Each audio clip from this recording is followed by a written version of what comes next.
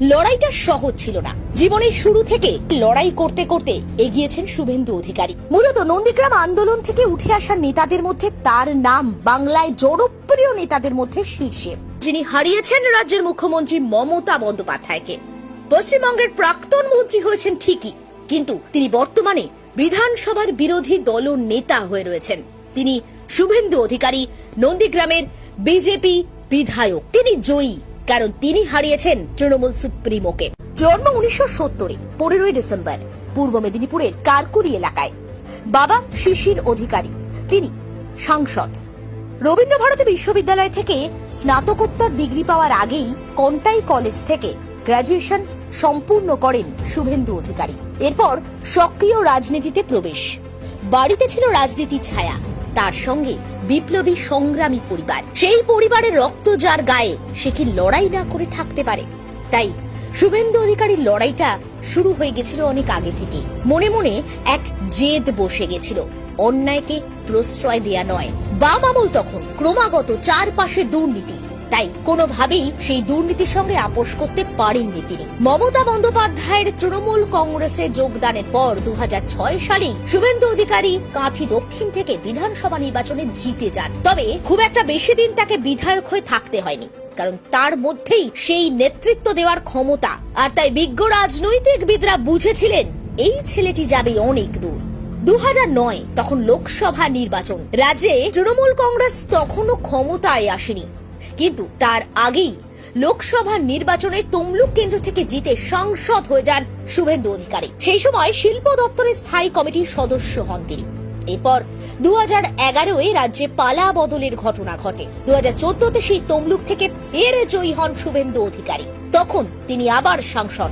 2016 সালে রাজ্য বিধানসভা নির্বাচনে সেই সাংসদকেই দাঁড় করাতে বাধ্য হয়েছিলেন মমতা বন্দ্যোপাধ্যায়, কারণ তিনি বুঝে গেছিলেন যে এই লড়াইটা করতে শুভেন্দু ছাড়া আর কেউ পারবেন না।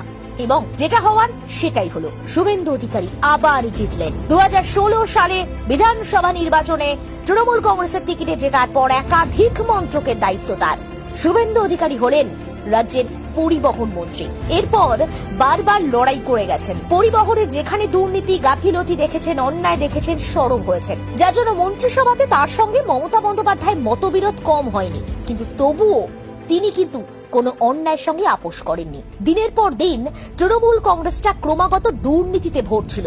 সহ্য করতে পারেননি শুভেন্দু অধিকারী। একটা চাপা রাগ কাজ করছিল, মনে হচ্ছিল এই সব কিছু থেকে বেরিয়ে যাওয়ার। অবশেষে সেই সিদ্ধান্তকে কার্যকরী করলেন তিনি। পশ্চিমবঙ্গের বুকে তখন ক্রমাগত ত্রাস হয়ে দাঁড়াচ্ছে ভারতীয় জনতা পার্টি, কারণ 2014-তেই ভারতবর্ষ পেয়েছে তার এক উন্নত মনস্কের আত্মনির্ভর প্রধানমন্ত্রীকে, যিনি দেশকে এগিয়ে নিয়ে যেতে চান আত্মনির্ভরতার ওপর ভিত্তি করে সেরার লক্ষ্যে। নরেন্দ্র মোদীর আদর্শে অনুপ্রাণিত শুভেন্দু অধিকারী বুঝেছিলেন ভারতীয় জনতা পার্টি ভারতবর্ষকে, পশ্চিমবঙ্গকে, ভারতের প্রতিটি রাজ্যকে এক সুরে বাঁধতে চায়। কিন্তু মমতা বন্দ্যোপাধ্যায় সরকার তখন নিজের আখের গোছাতে ব্যস্ত বলেই অভিযোগ তুলতে শুরু করেছেন তৃণমূল বিরোধীরা। শুভেন্দু বুঝলেন এই সরকারের আমলে চলছে প্রবল দুর্নীতি, যার গায়ে বিপ্লবী পরিবারের রক্ত। তিনি কি আর আপোষ করে থাকতে পারেন? তাই না, কিছুটা চেষ্টা করেছিলেন যদি গোটা বিষয়টাকে সামাল দিয়ে একটা সুন্দর সুস্থ রাজনীতির পথে এগিয়ে নিয়ে যাওয়া যায় তৃণমূল কংগ্রেসকে। কিন্তু রাজ্যের শাসক দল তখন অন্য নেশায় মেতেছেন। এই যে লোভের নেশা, সর্বনাশা, স্বভাবতই সেখান থেকে সরে আসেন শুভেন্দু। তার লড়াইটা মানুষের জন্য, তাই সেই লড়াইয়ের মধ্যে কোনো রকমের স্বার্থকে প্রবেশ করতে দেননি তিনি। 2020 সালের 27 নভেম্বর শুভেন্দু অধিকারী রাজ্যের মন্ত্রিসভা থেকে ইস্তফা দেন। একজন রাজ্যের মন্ত্রী, যার অগাধ সুযোগ সুবিধে, বিলাসবহুল জীবনযাপন করতে পারতেন তিনি, কিন্তু সেই দিকে তিনি নজর দেননি। তিনি সরাসরি গিয়ে রাজ্যের মন্ত্রিসভা থেকে ইস্তফা দিয়েছিলেন। স্বার্থ ত্যাগ করার কত বড় পরিচয় যে দিতে পারেন একজন মানুষ, সেটা প্রমাণ করেছিলেন শুভেন্দু অধিকারী। এরপর 16 ডিসেম্বর অর্থাৎ 27 নভেম্বরের হয় এক পক্ষকাল পরেই বিধানসভায় গিয়ে বিধায়ক পদ থেকে ইস্তফা দেন তিনি। তারপর 17 সেপ্টেম্বর তৃণমূল সুপ্রিমো মমতা বন্দ্যোপাধ্যায়কে চিঠি লেখেন, তৃণমূলের সমস্ত সদস্য পদ ছেড়ে দেন। মেদিনীপুরের কেন্দ্রীয় স্বরাষ্ট্রমন্ত্রী অমিত শাহের সভায় হাজির হয়ে বিজেপিতে যোগদান করেন Suvendu Adhikari. Jute corporation of ইন্ডিয়ার চেয়ারম্যান হয়েছেন তিনি।